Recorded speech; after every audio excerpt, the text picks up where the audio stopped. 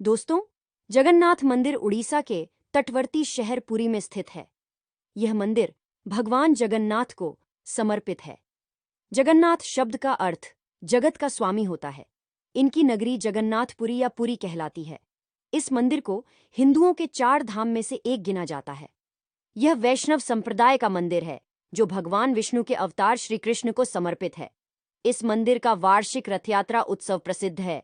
इसमें मंदिर के तीनों मुख्य देवता भगवान जगन्नाथ, उनके बड़े भ्राता बलभद्र और भगिनी सुभद्रा तीनों 3 अलग अलग भव्य और सुसज्जित रथों में विराजमान होकर नगर की यात्रा को निकलते हैं। मध्यकाल से ही यह उत्सव अति हर्षोल्लास के साथ मनाया जाता है। इसके साथ ही यह उत्सव भारत के ढेरों वैष्णव कृष्ण मंदिरों में मनाया जाता है एवं यात्रा निकाली जाती है।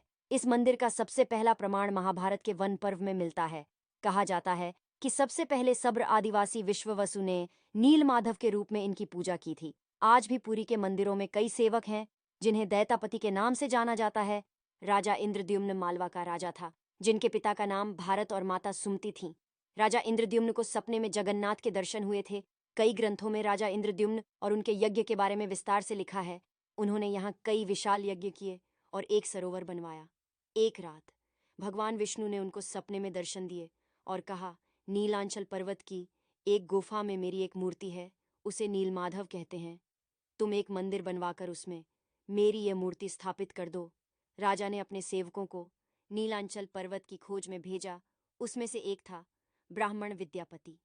विद्यापति ने सुन रखा था कि सब्र कबीले के लोग नीलमाधव की पूजा करते हैं और उन्होंने अपने देवता की इस मूर्ति को नीलांचल पर्वत की गुफा में छुपा रखा है। वह यह भी जानता था कि सब्र कबीले का मुखिया विश्वसु नीलमाधव का उपासक है और उसी ने मूर्ति को गुफा में छुपा रखा है। चतुर विद्यापति ने मुखिया की बेटी से विवाह कर लिया। आखिर में वह अपनी पत्नी के जरिए नीलमाधव की गुफा तक पहुंचने में सफल हो गया। उसने मूर्ति चुरा ली और राजा को लाकर दे दी। विश्वसु अपने आराध्य देव की मूर्ति चोरी होने से बहुत दुखी हुआ। अपने भक्त के दुख से भगवान भी दुखी हो गए। भगवान गुफा में लौट गए, लेकिन साथ ही राजा इंद्रद्युम्न से वादा किया कि वह एक दिन उनके पास जरूर लौटेंगे, बशर्ते कि वह एक दिन उनके लिए विशाल मंदिर बनवा दे। राजा ने मंदिर बनवा दिया और भगवान विष्णु से मंदिर में विराजमान होने के लिए कहा। भगवान ने कहा कि तुम मेरी मूर्ति बनाने के लिए समुद्र में तैर रहा पेड़ का बड़ा टुकड़ा उठाकर लाओ, जो द्वारिका से समुद्र में तैरकर पुरी आ रहा है।